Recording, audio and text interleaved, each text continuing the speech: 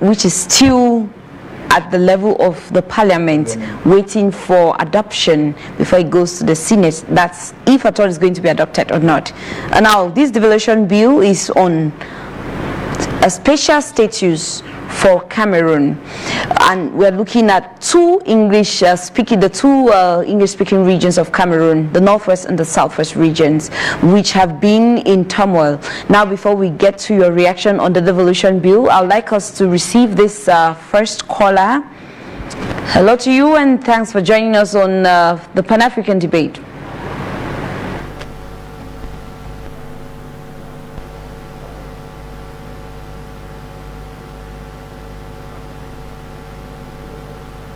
Okay, we've lost that caller. Now, Mr. Lena, what do you think about the devolution bill? Yes, the devolution bill, like I said earlier, is a no news. It is a no news because the people of southern Cameroon, the northwest and southwest region, had suffered a lot of injustice in this union, in Cameroon.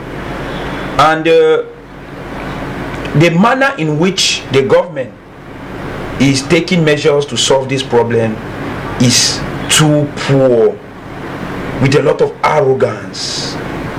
They don't consider the opinion of the other actors.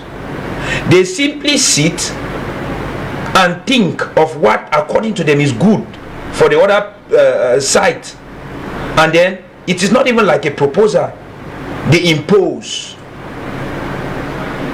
That's how they came with the idea of national dialogue. The president got up, announced there will be a national dialogue on Anglophone crisis that will take 4 days. Even family problem, they don't solve it in 4 days. Not to talk of problem affecting a country for decades. They came out with some resolution and recommendation, decentralization and special status for Northwest and Southwest. Who did they consult to understand that that is what the people of Northwest and Southwest want? If they want to solve the problem of Northwest and Southwest, they must discuss with Justice Ayapol Abine. They must discuss with Sisiku Ayuktabe. They must discuss with Edith Kabankawala. They must discuss with Katina Tumi. They must discuss with those guys in the diaspora. That is the bitter truth. When you sidelight these elites, who the people love, who the people have admiration for, who have incarnated the aspiration of the people, and you want to do things using your own surrogates, how do you expect that the people should be happy? Every community have its own leaders that they are looking up to, and if the representatives of that community is not considered in the central government, there is no way the community will ever accept the decisions of the central government. So the special status it has nothing that will be good for the people of Northwest and Southwest. When you even look at the content, you begin to see some very ambiguous words. Maybe, either, oh. So the Cameroon government thinks that Cameroonians will still continue to be fools for always bringing up things that they have never respected. You can fool some of the people some of the time, but not all the time. They should stop passing beside the point. The point is negotiation with those concerned, the actors. I have even mentioned some names, and those that they best know. With those people, discuss with them. You want to solve the Anglophone crisis, go back to history. When you people unilaterally change the name from Federal Republic to United Republic, whom did you consult? The president confessed himself. We struggled to assimilate these people, it did not work. But you should come and apologize to the people. You should apologize. You just mentioned that we could go back to them for help or to seek advice. Were they part of the national dialogue, the major national dialogue? Those they were not. Or they did not want to attend? The government did not invite them Okay. Yes, the government did not invite them. The first invitation came, then when the public were saying no, but these names, if these names are not there, what our dialogue is that? Then they went now and did some kind of manipulative, and they add names there in a very clandestine manner, not even following normal formality. It is appalling for our government doing things in a very clandestine way, like some sort of institution that there is no legality, there is no legitimacy. It's too poor. So the special status cannot even 10% satisfy the aspiration of people of Northwest and Southwest. Go there and listen to people. Carry opinion poll. Let Africans know that this is a generation that we have to impose on our authority to respect the basic rights of the people. There is something that I would like people to understand. When we talk of Cameroon was formerly one before British and France. If there are political parties existing in Cameroon today that existed in Cameroon that was using the name K for the German Cameroon, the parties were in the British Southern Cameroons. All the parties in the British Southern Cameroon were using K. That's just a symbol of a formerly one Cameroon. But all the parties of the French Cameroon, none of them were using the name K, because they are pro-assimilation parties alienated to France, and their leaders are behaving exactly like that. Unfortunately for Cameroon, we have had only neo-colonialist leaders. That is the worst thing.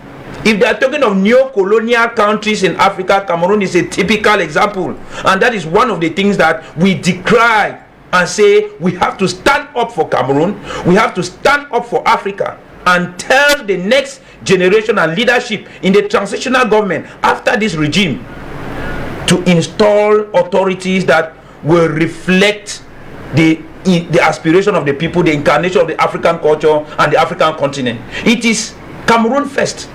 It is Africa first. That's how we present ourselves in the international community. But our authorities are making shame of us every day.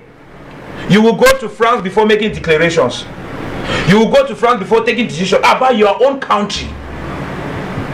And you see, one of the things that people from Northwest and Southwest is getting so furious about this union, that they don't even want to hear anything about decentralization. We have to be asked.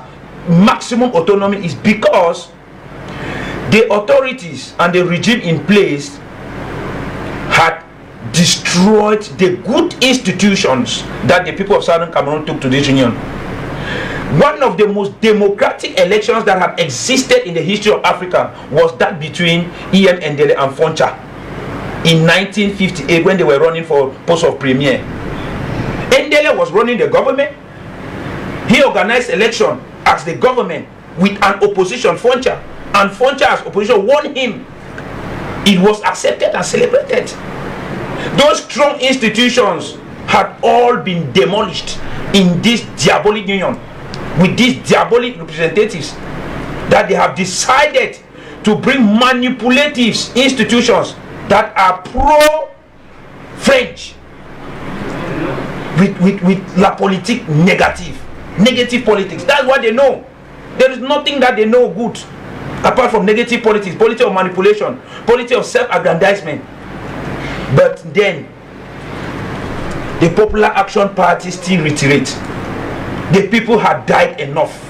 We need to go back to the former accord. That is the only solution. It will keep dancing federation, decentralization, special status. Just the other day in a crossfire, 3 girls lost their lives in Ekona, Muyuka. That's to show that how can people be saying that they are providing solutions and then the crisis is escalating? There is a question mark. They are not doing what they are supposed to do. That's why we say, let people that are leading us be serious. Let them not make us believe that they are saving the devil. No. Just like my co-panelist said, the spiritual aspect of this thing, this country lacked fear of God. The leaders of this country lack fear of God. At least fear God in the way you do things.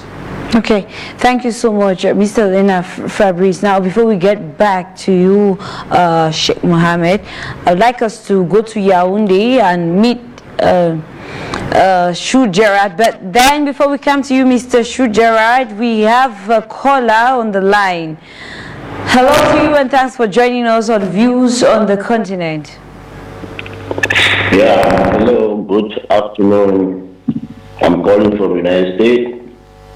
This is Fonge. I've been participating most of the time. I just want to contribute my own little portion. I've been contributing, but I look at my brother there, Sheikh Mohammed, and my young man there that are talking, and I really appreciate whoever is talking good for the good of the Southern Cameroonians, because I'm a Southern Cameroonian. My identity is there. And some of us sitting in the United States know that we are sitting because we like it. I just left Cameroon a few months ago because of this issue. I lose everything that I have. And I just pray for these old leaders that are sitting in Yaoundé. They don't know the situation on the ground. I've been there myself when this crisis started. My sister, it started with people like us. They beat these students in front of me at the University Junction. I was like, wow. But the same people that fueled the crisis that they should torture these people, they take them and promoted them. These people are still there causing chaos, and the government doesn't even care about what these people are causing. The Atanganjis, the Nalova, those are the people that created the problem. And what I may say, last week I talked to one parliamentarian, which is a close friend of mine. I was talking, the parliamentarian is from French, I'm from the English. But you know what she told me? She told me, oh, you guys are talking, you guys are very wicked, the Anglophone doesn't want to open room for dialogue. I said, no, this